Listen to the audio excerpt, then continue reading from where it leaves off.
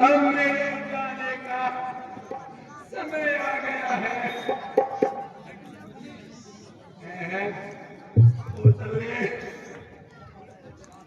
रानी सुमित्रा, मैं तुम्हें मेरे जाने की एक कहानी सुनाता हूँ। आज वो कहानी मेरे आंखों के सामने, मेरी आंखों के सामने बार बार वही नजर आ रही है।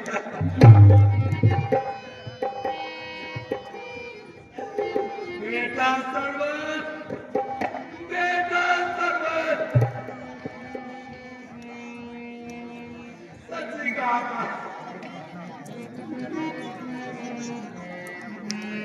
कौशल्य, एक वक्त की बात है।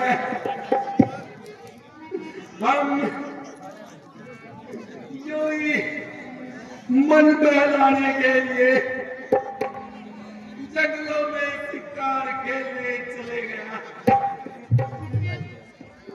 क्योंकि पंजा ने मुझसे कहा कि जंगल में पालतू पशु पखेरु हमें बहुत तंग करने लगे। महाराज जी कुछ इनका इलाज करो। मैंने पंजा की बात को सुना तो मैंने मन बनाया कि मैं स्वामी वनों में जाऊंगा और सभी जंगली पक्षियों का खात्मा करूंगा। तो इसी तरह बात करते करते मैं जंगलों में शिकार खेलने के लिए चला गया। जैसे ही मैं सरयू नदी के किनारे पर पहुंचा तो मुझे एक भयानक सी ध्वनि सुनाई दी और डुमडुम की आवाज सुनाई दी। मैंने सोचा कि कोई जंगली जानवर पानी पी रहा है,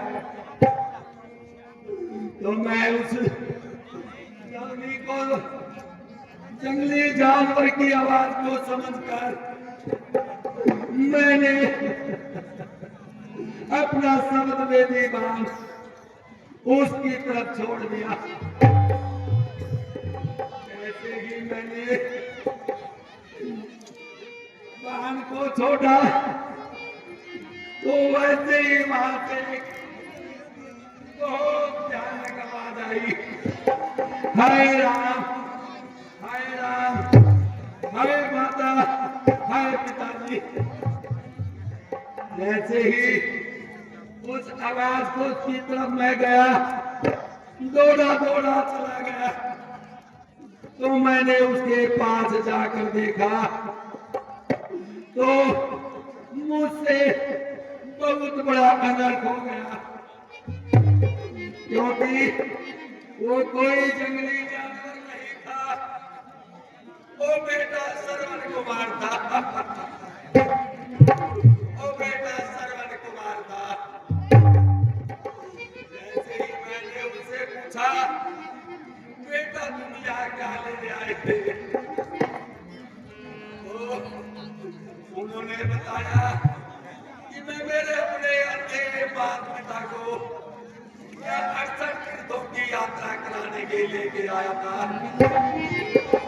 और रास्ते में विश्राम किया तो मेरे माता पिताजी ने प्यास लगी और उन्हें मेरे को पानी लेने के लिए भेज दिया। मैं तो मेरे माता पिता के लिए यहाँ से पानी लेने आया था, तो मैंने भी अफसोस किया कि तेरे से ये क्या हो गया, इतना बड़ा अनर्थ हो गया। बेटा श्रवण कुमार, मुझे माफ कर देना, लेकिन होली को कौन टाल सकता है। मेरा कोई आपसे कोई दुश्मनी नहीं थी, अनहोनी में ये मेरे से ये इतना बड़ा पाप हो गया। तो श्रवण कुमार ने कहा, हे महाराज, ये तो कोई बात नहीं, हो गया सो हो गया। ये पास में ही एक वृक्ष के नीचे मेरे अंधे माता पिता प्यासे हैं। मेरी एक ये अंतिम इच्छा है कि आप मेरे माता पिता को पानी पिला देना।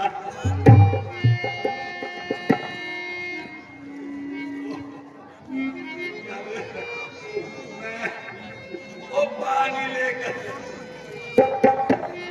जब उन्होंने पानी की कहा तो उसी टाइम उसी समय श्रवण कुमार ने स्वर्ग सिधार गए।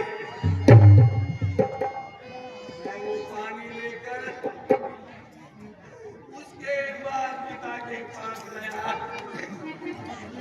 तो मैं जाकर कहा, तो माता जी पानी पियो, पिताजी पानी पियो। तो उन्होंने मेरी आवाज वो पहचान नहीं पाई, ये श्रवण कुमार की आवाज नहीं है।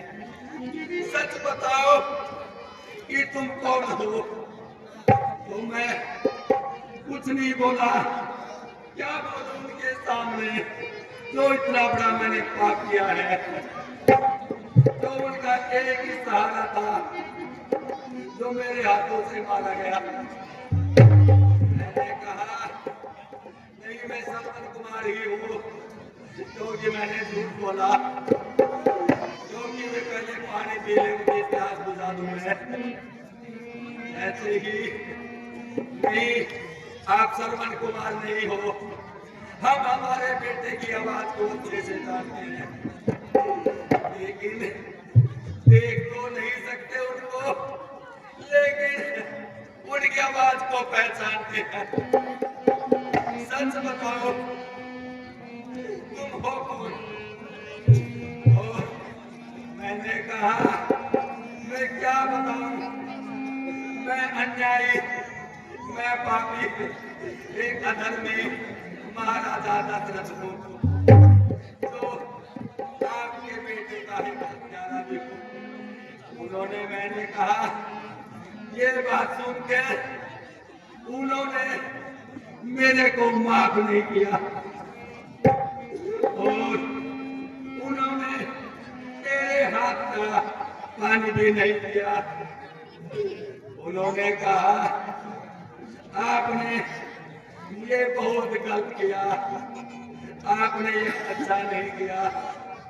आज हमारी आत्मा बहुत दुखी है और आपकी आवाज भी नहीं सुनना चाहते। और आज दुख भरी आत्माओं से हम दोनों आपको एक सलाम देते हैं। उन्होंने कहा जैसे कि आज हम अपने पुत्रों के वियोग में मर रहे हैं, वो मन पापी दशरथ, वो अन्यायी दशरथ, एक दिन आप भी अपने पुत्रों के वियोग में तड़प तड़प कर मरोगे।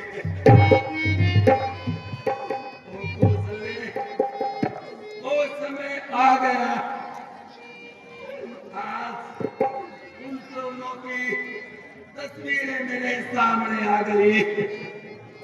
वे तस्वीर मेरे सामने आ गई और श्रवण कुमार जब सीख रहा था, जब मैं उसके पास गया तो आज वही दृश्य मेरी आंखों के सामने आ रहा। बेटा श्रवण, बेटा श्रवण, मैं आऊंगा, आऊंगा, थोड़ा सा टाइम दो। बेटा श्रवण, बेटा श्रवण, मैं आपके पास आ रहा हूँ, आ रहा हूँ।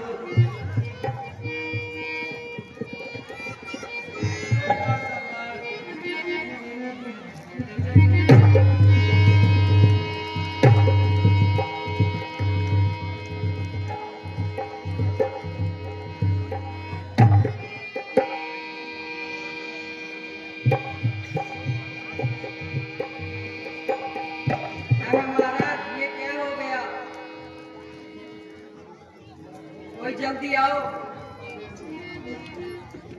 महाराज के तो तेवर ही बदल गए।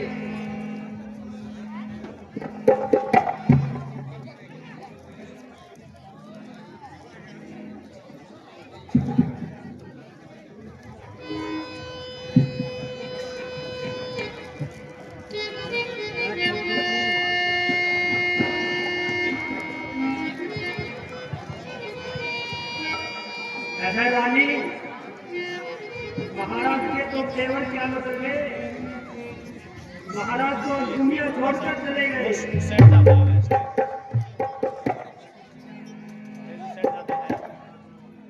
आए मेरे प्राणनाथ, अब मुझे किसके सहारे छोड़ चले?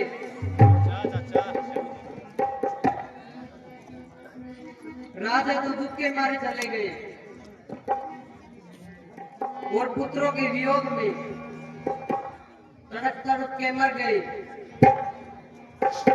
थोड़ा साइड में बड़ा बड़ा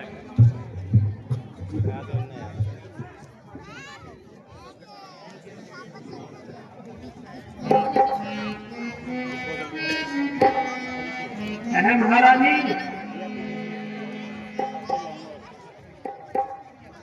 अब आप बताइए हमारे लिए क्या आदेश है? हे मंत्री जी, आप जो है जल्दी से जल्दी भरत को अयोध्या बुलवा लीजिए,